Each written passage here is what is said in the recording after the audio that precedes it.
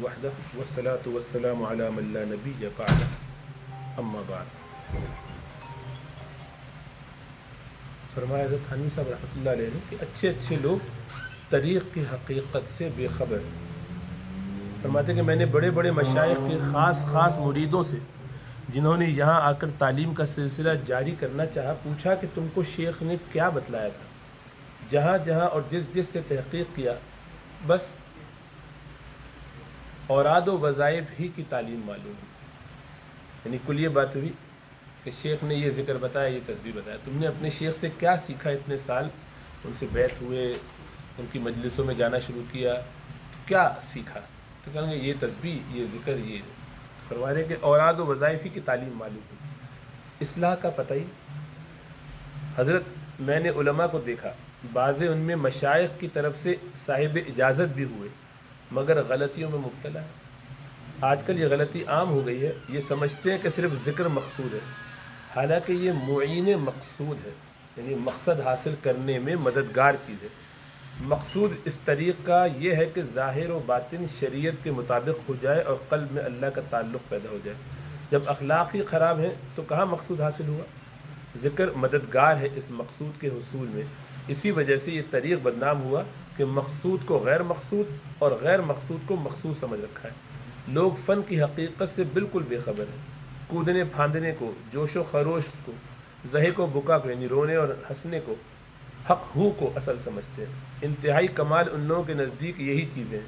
خدا بچائے جہل سے، ایسوں نے لوگوں کو گمراہ کر دیا ہے، کیفیات نفسانیہ کو طریق سمجھ بیٹھے، یہ نفسانیت ہے، حالانکہ یہ چیزیں کچھ بھی کمال نہیں۔ بعضوں نے برسوں مجاہدے کیے، خدمتیں کی، محنتیں کی، عیش و راحت کو چھوڑا، شب بھر جاگے، مگر حقیقت سے بے خبری کے سبب تیلی کے بیل کی طرح وہیں کے وہیں رہے۔ کوہلو کا بیل گھومتا رہتا، وہ چکر لگاتا رہتا چاروں طرف، اس سے پوچھو صبح سے شام تک چلا، وہ کہتے میں 2000 میل چل چکا ہوں، بس قریب ہے کہ میں برطانیہ کی سرحد پہ پہنچ کے اگلے ملک میں داخل ہوا چاہتا ہوں، لیکن وہ وہیں کھڑا ہے جہاں سے شروع ہوا، اس لیے کہ اسی میں گھوم رہا ہے۔ تو طریق کا مقصد کیا تھا؟ اصلاح باطن، تزکیہ ہو جائے، دل پاک صاف ہو جائے، مجلہ ہو جائے، مصفہ ہو جائے، اور آدمی اللہ سبحانہ و تعالیٰ کی محبت سے رچ بس جائے، اللہ سبحانہ و تعالیٰ کے احکامات اس کے لیے اس کی نیچر بن جائے، اس کی فطرت بن جائے، عادت ثانیہ جیسے کہتے ہیں۔ اس کو کسی بھی عبادت میں، کسی بھی حکم میں یہ اسٹریس ہی نہ پیدا ہو کہ یہ کیسے ہو سکتا ہے، کہ اس سے کوئی سوال ہو اور اس کو مشکل ہو۔ یعنی صحابہ کرام کی زندگی آپ دیکھیے، یہاں رسول اللہ صلی اللہ علیہ وسلم نے پوچھا بھائی فلاں حاضر، لبیک وسعدیک یا رسول اللہ، حاضر ہوں میں اپنی بے ابی انت و امی، ماں باپ میرے آپ پر قربان، فرمائیے، حکم کرنا آپ کا کام، جان دینا ہمارے لیے، ہم تیار ہیں، جو کام ہو اس کام کے لیے، یہاں چھوٹا کام بڑا کام کود جاؤ۔ یعنی کئی صحابہ ایسے ہیں کہ جن کے واقعات آپ غزوات میں دیکھیں، فرمائے کہ یہاں سے جاؤ اور اس قلعے کو فتح کرنے کے لیے جو راستے اسباب اختیار کرو، تو تنہائی میں جا کے ایک صحابی نے تو کہا کہ مجھے وہ جو منجنیق ہوتی ہے اس میں بٹھا کے پھینک دو اندر، اچھال دو اندر۔ یعنی آدمی اندازہ کرے کہ اپنے آپ کو منجنیق میں گولے کی جگہ بٹھا کے اندر پھینکنے کو کہے، اندر قلعے کے اندر گروں گا، وہاں کون ہے، کیا حالت ہوگی، کیا کریں گے، میں اندر جا کے دروازہ کھولوں گا، اور تیار ہے اس کام، اور لوگ کر رہے ہیں اور کھول بھی دیا۔ وہ الگ کمال تو یہ ہے، لیکن ان کو اتنی سی ٹینشن نہیں۔ ہر واقعے میں آپ کو صحابہ کرام کی جانثاری، عجیب و غریب جانثاری، اس لیے کہ ان کے لیے یہ نہ ہونا تکلیف دہ تھا کہ انہیں کوئی کام سونپا نہ گیا یا کسی اور کو دے دیا گیا، اب یہ غمزدہ ہو رہے، یہاں تک کہ اللہ سبحانہ و تعالیٰ کو قرآن میں اتارنا پڑا کہ ایسے ہونا چاہیے تھا، ایسا کیوں نہیں ہوا کہ تم میں سے ہر طبقے میں سے کچھ لوگ پیچھے ٹھہر جاتے، ہر قبیلے میں سے ایک کنبہ ایسا ہوتا، ہر خاندان میں سے ایک بندہ ایسا ہوتا جو پیچھے رہ جاتا۔ فلولا نفر من كل فرقة طائفة منهم ليتفقهوا في الدين ولينذروا قومهم اذا رجعوا اليهم لعلهم يحذرون، او كما قال يحذرون، کہ ایسا کیوں نہ ہوا کہ ہر بڑے قبیلے میں سے ایک چھوٹی ٹکڑی میں سے، اور ان میں سے ایک ایک بندہ، کم از کم کوئی نہ کوئی بندہ پیچھے رکتا۔ صحابہ کرام کی جانثاری کا عالم یہ تھا کہ جب بھی رسول اللہ صلی اللہ علیہ وسلم کو سریہ بھیجتے تو یہ بھی تیار، ہر آدمی تیار ہو کے آگے کہ ہم بھی بھیجیں. تو جس کو نہیں بھیجتے تو وہ غمزدہ ہوتا تھا کہ میں تو پیچھے رہ گیا، شاید مجھ سے کوئی غلطی ہوئی، کوئی کوتاہی ہو گئی، مجھے پیچھے رکھ دیا گیا، مجھ سے جان دینے کا سوال نہیں ہو رہا، قربانی مجھ سے نہیں دی جا رہی، سیکریفائس نہیں مجھے کرنے کو کہا، مجھے نہیں بھیجا، یہاں چھوڑ دیا. تو جس کو یہ ہوتا تھا وہ رونا شروع کرتا، غمزدہ ہو جاتا، پریشان. تو اللہ نے قرآن میں اتارا کہ بھی یہ بندہ، کچھ لوگ پیچھے ٹھہرو، ہر کنبے میں سے ایک ہر خاندان میں سے ایک بندہ ٹھہرے گا، تاکہ وہ رسول اللہ صلی اللہ علیہ وسلم یہاں جو سکھائیں گے یہ سیکھیں گے. اصل تو یہ ہے، سیکھو اور پھر اس کے بعد اپنی زندگی. لیکن ان کو یہ ٹینشن. تو جس کو اسی طرح غزوے میں آ رہا ہے بندہ اور اللہ کے رسول صلی اللہ علیہ وسلم تیار ہے، آپ فرماتے ہیں کہ جاؤ، گھوڑا نہیں ہے میرے پاس، سواری کے لیے کوئی اونٹ نہیں ہے. قلت لا اجد ما احملكم علیہ تولوا، تم پلٹ تو جاتے تھے، ہم کہہ دیا کہ نہیں جا سکتے، نہیں لے جا سکتے، تم جاؤ واپس، آپ غزوے میں جاؤ. وہ تو جب صحابہ کو بھیجا جاتا تھا سریہ میں اور اس میں اتنا غمزدہ ہوتے تھے، تو جس میں رسول اللہ صلی اللہ علیہ وسلم بنفس نفیس تشریف لے کے جا رہے ہیں، اس میں یہ نہ جائیں. ان کی تو حالت غیر ہو جاتی تھی کہ کہیں ہم منافق تو نہیں ہیں، کہیں ہمیں چن کے الگ تو نہیں کیا جا رہا. یہ پریشانی. ان کو مال ملتا تو غمزدہ ہو جاتے، کہیں ایسا تو نہیں کہ ہمیں دنیا میں سب کچھ مل رہا اور رو رہے ہیں اس پر، پریشان ہو رہے ہیں. یہ بالکل الٹی کہانی، جس کا ہم تصور کرتے تو لگتا ہے کہ یہ پتہ نہیں کون لوگ تھے. ان کو دنیا ملے تو انہیں غم ہو، انہیں کوئی عہدہ ملے تو غم کرے.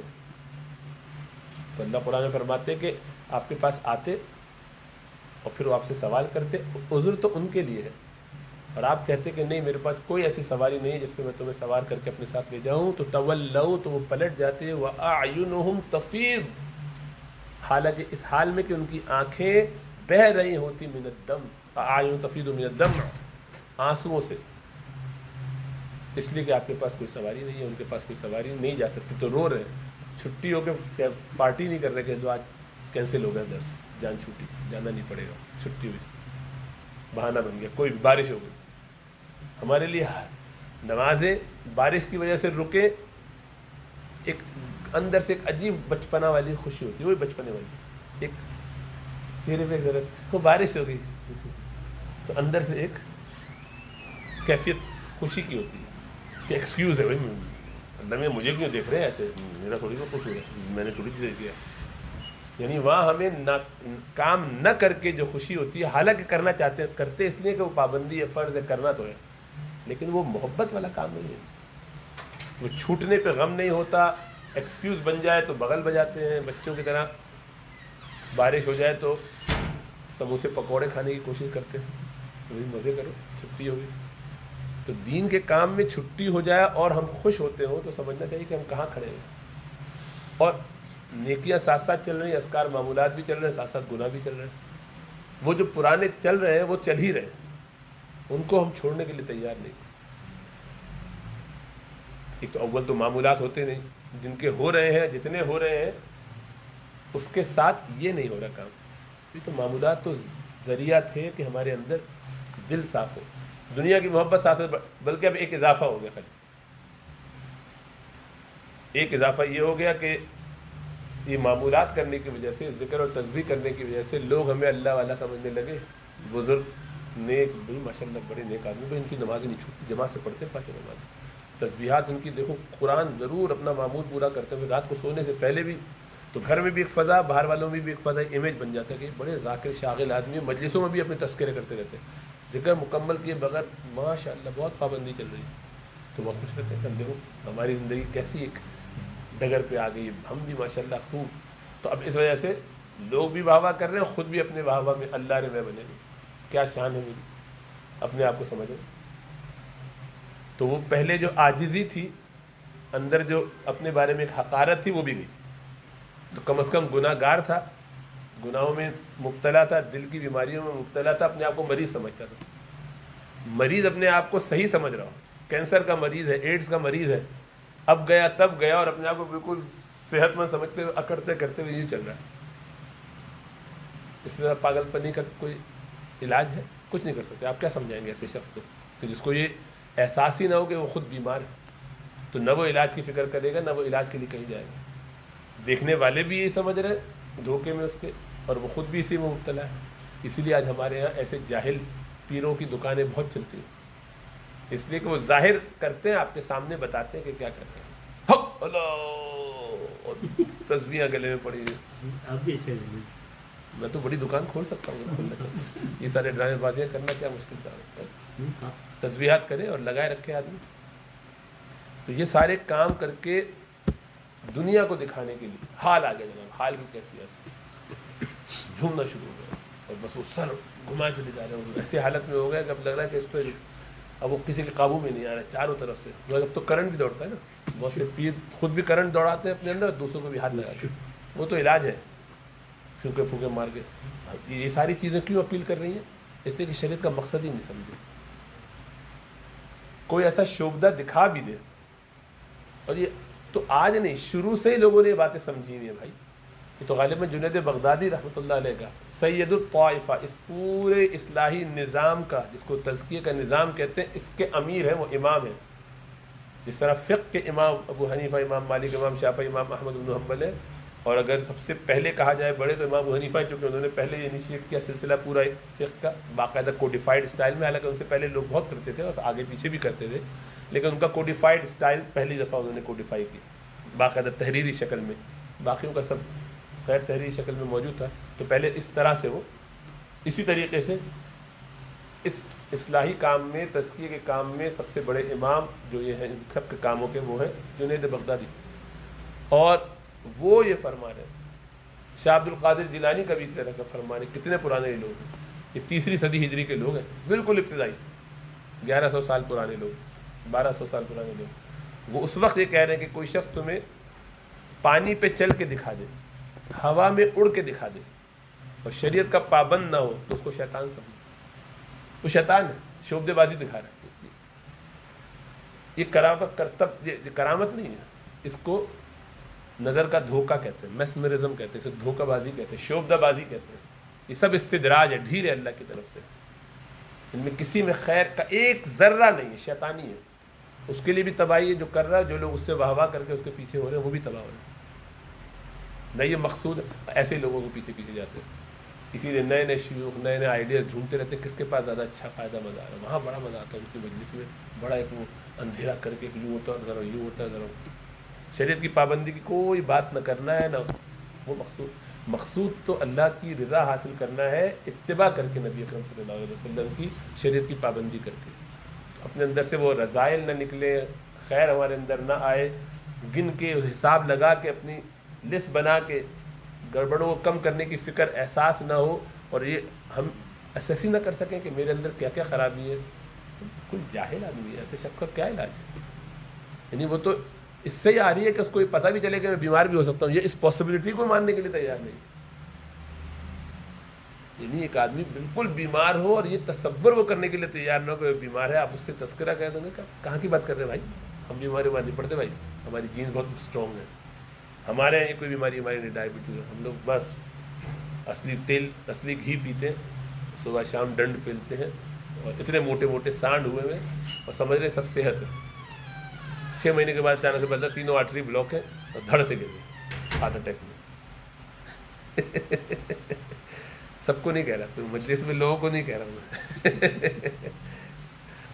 ایسے لوگ ہیں, میں ایسے لوگوں کو جانتا ہوں جو خوب صبح شام دبا کے بد پرہیزی کرتے ہیں, پراٹھوں پہ پراٹھے دبا رہے ہیں, اور 3 خون کی نالیاں بند تھیں تو تینوں کا بائی پاس ہوا. تو میری بھی ملاقات ہوئی ایک جنازے میں, تو ہمارے اچھے دوست بڑے پیارے آدمی ہیں, نیک آدمی ماشاء اللہ, لیکن یہ اس معاملے میں خود ہی صبح اپنا ناشتہ بناتے ہیں. ان کو اپنے اصلی گھی میں لتھڑا ہوا پراٹھا اور اس کے موٹے موٹے وہ بناتے ہیں زبردست ہاتھ سے یوں کر کے, اور وہ کھاتے ہیں. اور دن بھر ان کے کھانے اتنے سلم سے, لیکن 3 آرٹری بلاک ہو گئے اس طرح کے کھانے کے بعد, بائی پاس ہو گیا سارا. تو کہہ رہے ہیں میں دوبارہ وہی کھا رہا ہوں, اسی طریقے سے لگیں گے فل ٹائم. کہہ رہے ہیں کھانا وانا چھوڑ کے کیا کرنا ہے. تو وہ تو اس کو وجہ ماننے کے لیے تیار نہیں. تو ٹھیک کیا کریں, دیکھ کے مزہ بھی آتا ہے ہم کو, کیونکہ پارٹی کرتے رہتے ہیں, خوش رہتے ہیں, نیک آدمی ماشاء اللہ. جس شخص کو اپنی بیماری کی انسائٹ نہ ہو تو وہ تو چلو دنیاوی بیماری زیادہ جان جائے گی, یا تو ایمان کا خطرہ ہے کہ اپنے بارے میں عجب, خوش فہمی, دھوکے میں پڑ کے انسان تباہ برباد ہو جائے گا. اس لیے یہ بے تحاشا ضروری ہے کہ ہم مقصد کو سمجھیں تو سلوک کا مقصد تزکیے کا، اس کا مقصد تزکیہ ہے، اس راستے میں چلنے کا مقصد. سالک جو اس راستے میں چل رہا ہے اس کی زندگی کا مقصد کیا ہے، وہ اگر آپ نے ڈیفائن نہیں کیا ہے یا آپ کو وہی واضح نہیں ہو رہا تو کوئی حاصل ہی نہیں ہونے والا. مقصد کیا ہے؟ دل صاف ہو جائے. قد افلاح من تزکا، قد افلاح من زکاہا، دونوں کا مطلب یہ ایک ہی ہے کہ دل کو جس نے صاف کر لیا، یہ جس کا دل صاف ہو گیا، دونوں یہ بندے جو ہیں جن کا دل صاف ہو گیا یہ ہے اصل. اور پاک صاف کرنے کا طریقہ وہی ہے کہ پہلے گندگیوں کو آئیڈینٹیفائی کر کے گندگیوں کو نکالو. پورا گھر آپ کا کمرہ کچرے سے بھرا ہوا ہے، بدبو آ رہی ہے اور آپ ماننے کے لیے تیار نہیں، ناک بھی بلاک ہے آپ کی اور آنکھوں سے آپ اندھے بھی ہیں اور اسی میں لوٹتے پوٹتے رہتے ہیں گندگی میں. وہیں آپ اس کو مطمئن سمجھ رہے ہیں، بہت پرسکون پڑے ہوئے ہیں، بیٹھے ہوئے ہیں کہ یہ جگہ بالکل صاف ستھری ہے، بہت اعلیٰ ہے، بہت قیمتی ہے. تو آپ کو لوگ بتاتے بھی رہتے ہیں بیوقوف کو ہٹو جاؤ، یہ بات سننے کے لیے تیار نہیں. اس کو اسی کمرے کو اپنا محور بنا کے پڑھیں گے. تو ایسا شخص جو ہے اس کو آپ کو سمجھا نہیں سکتے کیونکہ یہ سمجھنے کے لیے نہیں تیار. تو گندگی پہلے آئیڈینٹیفائی کرنی پڑے گی، یعنی پہلے یہ ماننا پڑے گا کہ گندگی ہے، پھر اس گندگی کو آئیڈینٹیفائی کرنا پڑے گا کہاں کہاں کتنی گندگی ہے اور کون سی زیادہ سیریس گندگی کی. چھوٹا موٹا دھبا ہے کہ بہت بڑی گندگی ہے. تو جتنی زیادہ اس کی گریوٹی ہوگی، جو زیادہ خراب ہوگا اس کو اس سے پہلے دفع کیا جائے گا. تو اس جگہ کو پاک صاف کرنے کا طریقہ کیا؟ پہلے وہ گندگی نکالو بھائی. تو نمبر 1 اسٹیپ تو یہ تھا کہ اس کی انسائٹ ہو، معلوم ہو کہ کیا گندگی ہے، اس کو پہچانے، پھر اس کے میگنیچیوڈ کا اسیسمنٹ کر کے سب سے بڑا کچرا یہاں پڑا ہوا ہے اور چھوٹی سی ڈسٹ وہاں لگی ہوئی، ان کو چن رہا ہے، ایک مٹی کو وہاں سے اٹھا رہا ہے. ادھر چھوٹا سا ایک وہ جالا لگا ہوا تھا، پورا جا کے تیار ہو کے اپنی جتنے کپڑے جس طرح کے پہننے تک گلوز پہن کے جا کے وہ چھوٹے چھوٹے جالے وہاں سے نکال رہا ہے اور یہاں جو ڈھیر رکھا ہوا ہے اس کی طرف نظر ہی نہیں کر رہا. پاگل آدمی، جوتے مارو، اب نارمل ہے، اس کو پاگل خانے میں داخل کر. یا تو نابینا ہے یا عقل سے آ رہی ہے، دونوں صورتوں میں کام نہیں کر سکتا. تو پہلے یہ احساس ہو کہ گندگی ہے، دوسرا یہ احساس ہو کہ یعنی یقین ہو کہ مجھے صاف کرنا ہے، گندگی ہے، میں نے مان لیا، پھر کیا کروں؟ میں تو بہت مطمئن، مکھی پڑی ہوئی ہے گندگی میں، اس کو تو اسی میں مزہ آ رہا ہے، خوب لوٹ رہی ہے اندر باہر. تو یہ احساس ہو گیا، پھر یہ جذبہ ہو کہ اس کو صاف کرنا ہے. یہ پہلا اسٹیپ اور دوسرا اسٹیپ. اور پھر تیسرا اسٹیپ کیا ہے کہ آئیڈینٹیفائی کرے کہ کیا کیا گندگی کہاں کہاں کتنی کس شدت کی پڑی ہوئی ہے.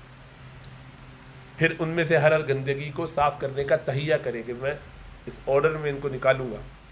ہاں یہ ہو سکتا ہے کہ کوئی چھوٹی گندگی ہے لیکن وہ بڑی گندگی کے راستے میں اگر نہیں ہٹاؤں گا تو مشکل ہو جائے گی، تو پھر سے بھی نکال لیں. تو بعض اوقات چھوٹی گندگیاں ہٹا دینا آسان ہوتا ہے، یہ ہٹا کے تھوڑی جگہ بنا لوں، ذرا منور کرنا آسان ہو جائے. وہ پورا بھرا ہوا گٹر تو کیا کریں گے؟ تو سامنے بھی 2-4 بال خالی پڑے ہوئے وہی نکال لیتا ہے، جو گندگی نظر آ رہی ہے اس کو اٹھا لیتا ہے. تو ٹھیک ہے، وہ راستے میں آتے ہوئے کیونکہ وہ اصل مقصد تک جانے کے لیے پہنچنے کے لیے ایک راستہ بنائے گی. پھر اس کے بعد اس بڑی گندگی کی صفائی. ان ساری گندگیوں کی آئیڈینٹیفیکیشن خود ہوگی نہیں، وہ تو اس کے لیے علم چاہیے. تو اس کے لیے معلوم ہونا چاہیے کہ کبائر کون کون سے ہیں، صغائر کون کون سے ہیں اور خلاف اولا کون کون سے مکروہات کے بعد. بس ان کو آئیڈینٹیفائی کرنے کے بعد ورک آؤٹ کرنا شروع کرے. اچھا یہ بیماری میرے اندر ہے کہ نہیں ہے، مجھے تو نظر نہیں آ رہی. کسی سے پوچھو کہ مجھے بیماری ہے، بتائے گا جی ہاں بہت بڑی ہے آپ کے اندر یہ والی بیماری. شیخ بتائے گا، استاد بتائے گا.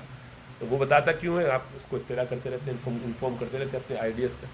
آپ ملتے ہی نہیں، نہ آنکھ ملاتے نہ بات چیت کرتے، تو آپ کو مسکراتا ہوا دیکھتا ہے جلسوں میں، مجلس میں خاموشی سے خاموشی سے چلے گا، بس اللہ بہت اچھا چل رہا ہے.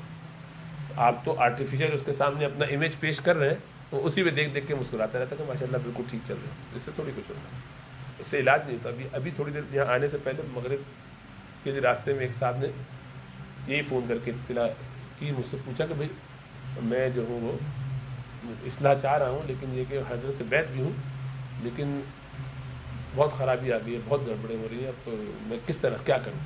میں تو مستقل ان سے رابطے میں ہوں اور جو ہے دعائیں بھی مل جاتی ہیں، میں پوچھتا ہوں جب بھی، لیکن یہ ہے کہ کوئی اصلاح نہیں ہو پا رہی. تو میں نے کہا کہ اچھا آپ نے ان کو آخری مرتبہ ای میل کب کی؟ ای میل تو میں نے آج تک نہیں کی. رپورٹ کبھی بھیجی؟ کبھی نہیں بھیجی. معمولات بھیجے؟ نہیں کبھی نہیں بھیجی. نہیں، لیکن وہ مجھے جانتے ہیں اچھی طرح ہے، جانتے تو بہت لوگوں کو. جی پی سرجری میں جتنے لوگوں کا نام لکھا ہوگا سب کو جانتے ہیں. کسی کو پہچانتے تھوڑی، جاننا الگ کی. یہ مجھے پتہ چل جائے کہ یہ مدثر ہے، یہ سعید ہے، یہ کاشف ہے، یہ حیان ہے، جو ہے عزیر ہے، تو اس سے کیا فرق پڑتا ہے؟ آپ کے اندر کی کہانی تھوڑی پتہ ہے مجھے، وہ تو آپ بتائیں گے تو پتہ چلے گا اندر آپ کے کیا چل رہا ہے اس وقت. کسی کو اس وقت پیٹ میں شدید درد ہو رہا ہے، کوئی جو پیشاب روک کے بیٹھا ہوا ہے، کسی کا وضو ٹوٹنے والا ہے، وہ سب روک کے مجھے کیا پتا کس کا کیا حال ہے؟ تو آپ بتائیں گے تو الہام تھوڑی آ رہا ہوتا. کسی کی شوگر کم ہو رہی ہو، شاید کسی کو بیگم یاد کر رہی ہو کھانے پہ، کچھ بھی ہو سکتا ہے. نئی نئی شادی بھی تو ہوتی ہے نا لوگوں کی کبھی کبھی، اور دوسری ہو تو زیادہ اہم ہوتی ہے، تو کچھ بھی ہو سکتا ہے. اس سارے سرکل میں ہمیں پتہ ہی نہیں. تو آپ جب تک بتائیں گے نہیں اپنا حال تو اگلے کو کیا اندازہ ہوگا؟ اگلا جو ہے وہ بالکل خام. تو وہ شیخ آپ مجھے پہچان بہت اچھی طرح، جو آپ میں سے کس کو میں نہیں جانتا، سب کو جانتا ہوں. حضرت آپ سب کو جانتے ہیں، بہت اچھی طرح جانتے ہیں، لیکن وہ آپ میں سے کسی کا علاج نہیں کر سکتے. کیسے کریں گے علاج؟ آپ بتاتے ہی نہیں. تو مجھے آخری مرتبہ آپ مجلس میں کب گئے تھے؟ 2017 میں. کیا کریں آپ سمجھ رہے؟ آپ کو تو خود معلوم ہے کہ آپ کا کیا مرض بہت بڑا مرض ہے. ای میل کرو جا کے بتایا. تو کام جو ہے وہ کرنے سے ہوتا ہے، کام تو کرنا پڑے گا. مولانا ذکیر رحمۃ اللہ علیہ کا بڑا مشہور مقولہ ہے، کسی صاحب نے کہا حضرت میں نے بہت کوشش کی، مجلسوں میں بھی آ رہا ہوں، نہیں ہو پا رہا، نہ معمولات ہو پاتے ہیں، نہ گناہوں سے چھوٹ پا رہا ہوں. لگ جاتا ہوں تھوڑے عرصے بہتر ہوتا ہوں، پھر گڑبڑ کرتا ہوں. تو بس میں نے سوچ لیا میں سب چھوڑ چھاڑ کے مکہ جا کے رہوں گا. میں نے بس طے کر لیا، ریٹائرمنٹ لے رہا ہوں جلدی، اور جا کے سعودی عرب میں رہوں گا. شوق بہت ہوتا ہے لوگوں کو، جذباتی چلے جائیں. جی جی بات ٹھیک ہے، جائیے، اللہ کرے کہ خیر ہو. یہ کام وہاں بھی کرنا پڑے گا. یہ نہیں ہو سکتا کہ وہاں آپ کا مجاہدہ ہر جگہ کرنا پڑے گا. یہ نہیں ہو سکتا کہ نفس آپ کو تنگ نہ کرے. نفس ہر جگہ، ہر انسان کو. آپ مسجد میں اعتکاف میں رہنا شروع کر دیجئے تو آپ سمجھ رہے کہ آپ بچ جائیں گے. نفس وہاں پہ تقاضے بدل کے آئے گا. جو لوگ مسجدوں میں رہتے ہیں کیا وہ بڑے پاکیزہ ہو جاتے ہیں؟ ایسے تھوڑی ہوتا ہے. جو خانقاہوں میں رہ رہے ہوتے ہیں بہت پاک. سب کو تقاضے ہوتے ہیں. نفس کے تقاضے، شیطان کے تقاضے، یہ سب کے ساتھ لگے ہوئے ہیں. سستی، کمزوری، کوتاہی، ہر ایک کے ساتھ شیطان اپنا کام پورا کرتا ہے. وہ ایک ہی چیز ہے جس کے بارے میں ہم گواہی دے سکتے ہیں مخلوقات میں، وہ ہے شیطان. نہیں، دو باتیں. ایک تو ہے کہ جو زندہ ہے وہ مرے گا ضرور، جو دنیا میں آیا ہے وہ مرے گا، یہ حقیقی بات ہے. دوسرا ہے کہ شیطان اپنے کام میں 100% پوری ڈیوٹی کر رہا ہے. اس کے بارے میں ہم کسی کے بارے میں نہیں کہہ سکتے، عام انسانوں کے بارے میں، کہ وہ ڈیوٹی پوری کرتے ہیں. شیطان پوری ڈیوٹی کرتا ہے، کوئی کام اپنا چھوڑتا نہیں، ایک لمحے غافل نہیں ہوتا. یہ نہیں ہو سکتا کہ آپ شیطان کا بھی یار میں نے اپرچونٹی ملی، کبھی مس نہیں کرے گا. پکا ہے اپنے کام کا، طے کر لیا، دھن میں لگ گیا، لگا ہوا ہے. اس کو گمراہ کر کے جہنم میں لے جاؤں گا. اس کام کا جو اللہ سے وعدہ کیا، ایسی پکی اتباع کسی نے نہیں کی. جب اپنے نفس کی اعلان کر دیا تو کرنا ہے، لگا ہوا. ہم تو اس میں بھی 2 نمبر ہی ہیں، سستی میں یہ بھی نہیں کریں گے کبھی کبھی. تو کوئی کمٹمنٹ ہی نہیں. تو یہ سب سے ضروری بات ہے. کبھی طے کر لیا کہ یہ گندگی، اب اس گندگی کو دور کرنا ہے، تو دور کرنے کے لیے معلومات کرو، علم حاصل کرو کہ کیا گندگی کیسے دور ہوگی. جب پتہ چلے گا کہ میرے اندر یہ امراض، یہ تو مسئلہ سارا یہ ہے کہ اول تو کوئی پوچھتا نہیں، اور کسی کو اس کے منہ پہ بتا دو وہ آپ یہ بیماری نہیں، میرے اندر تو یہ بیماری نہیں. سبحان اللہ. ڈاکٹر بھی آپ، تشخیص بھی آپ ہی کریں گے، مریض بھی آپ ہی ہیں. کیا نسخہ بھی اپنے آپ کو خود دیکھے، خود ہی اپنا علاج کیجیے، انشاءاللہ تعالیٰ جنت میں ملاقات ہوگی. کیا کریں اور رہی کیا گیا، یعنی خود ہی ڈائگنوز کر رہے ہیں اپنے آپ کو. حضرت کو تو کسی نے لکھا تھا صاحب کو کہ حضرت میرا خیال ہے کہ میرے اندر کبر کا مرض ہے، اور اس نے اچھا ماشاء اللہ ڈائگنوسس بھی خود ہی کر لیجیے. تو شیخ تو آپ کو ہونا چاہیے. اپنی اپنی بیماریوں کا علاج، یعنی اپنی اپنی بیماریوں کی ڈائگنوسس خود ہی فرما رہے ہیں. یہ سب بکواس باتیں، ڈرائیں بازی ہیں. نفس کی معرفت آسان نہیں ہوتی، اس کے لیے بہت محنت کرنی پڑتی ہے. تو شیخ کو اطلاع کرنا پڑتا ہے، اور جیسے وہ بتائے ویسے کرنا پڑتا ہے.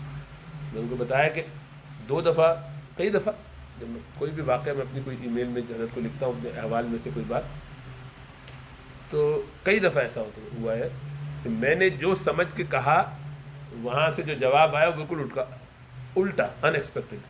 کہیں میں اپنی بیماری کر کے بتا رہا ہوں، مجھے خیال ہو رہا ہے کہ یہ ہو رہا ہے، وہ اس کو کہنے کے نہیں کوئی مسئلہ نہیں، آپ چلتے رہیے. اور کہیں میں بالکل ٹھیک سمجھ کے بیان کر رہا ہوں کہ شاید حضرت فرمائیں گے واہ واہ بہت اچھا، بالکل غلط ہے، بند کر دو فوراً. آدمی سر پڑھ کے بیٹھ جاتا ہے کہ یہ کیسے اور وہ کیسے.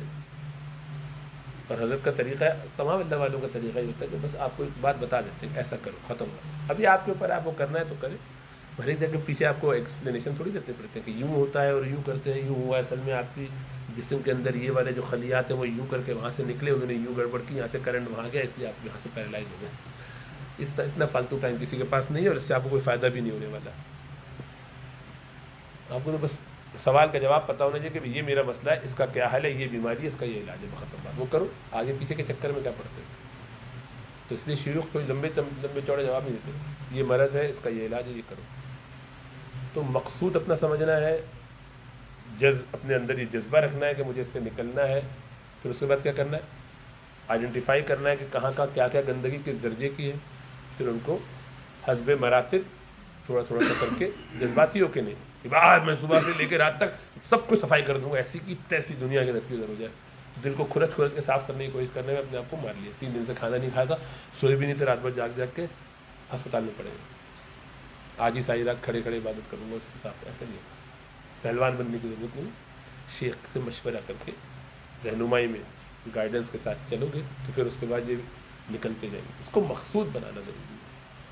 اسی لیے ہمارے یہاں تزکیہ اب ہوتا نہیں ہے. خانقاہیں بہت ہیں ہر قسم کی، سب جگہ 2 نمبری کام ہوگا، سوائے ان جگہوں پہ جہاں پر اصلاح باطن ہو رہی ہو، تزکیہ ہو رہا ہے. مقصود اللہ کی محبت، اللہ کی یاد، دل کی صفائی، گناہوں سے اپنے آپ کو پاک صاف کرنا، نبی اکرم صلی اللہ علیہ وسلم، اور وہی آپ کی عادت ثانیہ بن جائے. ہر کام جو دین سے متعلق ہو اس کے لیے جذبہ اندر سے خود تیار ہو، ایکسکیوزز نہ بناتا ہو. جہاں نہ کر سکتا ہو اس کا دل ٹوٹ کے ختم ہو جاتا ہو کہ یار کتنا بڑا محروم ہوں کہ اللہ سب کو بلا رہے ہیں، میں نہیں آ سکا. میری فجر کی نماز نکل گئی، آج میری ظہر کی نماز نکل گئی، کام کی وجہ سے نکل گئی. دیکھو کیسی بد نصیبی ہے. ہم تو جیسے یہ میری جاب تھی اس لیے میں نے نماز نہیں پڑھی. اچھا سوری بھائی، آپ کی تو فرض ہی نہیں ہونی چاہیے، ہمارا قصور ہے کہ آپ نے پوچھ لی. فوراً وہ اگلا ایکسکیوز دے گا، نہیں میں وہاں پہ تھا نا اس لیے. آپ کی آج جماعت نہیں ہوئی، اس پہ تو سر بالکل شرم سے جھک جانا چاہیے کہ بڑا بد نصیب ہے کہ مجھے آج حاضری کے لیے موقع نہیں مل پایا. تو غم تو دور کی بات ہے کہ یعنی اکڑیں گے آپ، الٹا جو ہے وہ دوسرے کو بجا دیں گے اس پر کہ آپ یار بڑے بدگمان آدمی. میری نوکری تھی، میری میٹنگ تھی، میں میٹنگ میں تھا، آپ نماز کے لیے آتا کیا؟ آپ پاگل لوگ ہیں کہ آپ کو اپنا علاج کرانا چاہیے. بہت بدگمانی کرتے ہیں آپ، جو بعض گمان گناہ ہوتے قرآن میں آیا، تو آپ کو پورا لیکچر دے کے آپ کو. وہ ایسے لوگ بھی ہیں کہ جنہوں نے رسول اللہ صلی اللہ علیہ وسلم وہاں سے چل رہا ہے. رسول اللہ صلی اللہ علیہ وسلم تقسیم فرما رہے تھے، مگر اللہ کے رسول صلی اللہ علیہ وسلم کو کہہ رہا ہے کم وقت آ کے اللہ سے ڈریے، اس تقسیم میں اللہ سے ڈرو، اتق اللہ. ہم نے فرمایا اگر میں ہی اللہ سے نہیں ڈروں گا تو کون ڈرے گا؟ سب سے زیادہ ڈرنے والا شخص، اللہ سے محبت رکھنے والا شخص، اس کو آپ کہہ رہے ہیں شیخ کو یا ابا. اسی لیے آج کل بچے بھی ابا سے کہتے ہیں ابا آپ ایسا کی. وہی کیونکہ وہ بے ادبی ہم کرتے ہیں اپنے بڑوں سے، شیوخ سے، اساتذہ سے، تو بچے بھی اباؤں سے کرتے ہیں، اساتذہ سے، علماء سے کرتے ہیں. جو آپ کا کام نہیں آپ وہ کیوں کر رہے ہیں؟ آپ ان کے شیخ ہیں، شیخ کی اصلاح فرما رہے ہیں. ماشاء اللہ، آپ کو شیخ کی اصلاح کرنے کے لیے پیدا کیا اللہ نے، تو شیخ بن جاؤ بھائی. مرید کا کام تو اپنا کام کرنا ہے، اپنے آپ کو صحیح کرنا ہے. ٹیچر کی غلطی نکال کے آپ کو کیا حاصل ہوگا سوائے تکبر کے، سوائے بڑائی کے؟ تو تباہی کا راستہ ہے. اس لیے مقصد کو سمجھ کے کام کرنا چاہیے. حضرت یہ فرما رہے ہیں کہ مقصد اب لوگ سمجھتے نہیں ہیں. اللہ سب پر فضل فرمائے، کرم فرمائے، عافیت کا معاملہ فرمائے بھائی.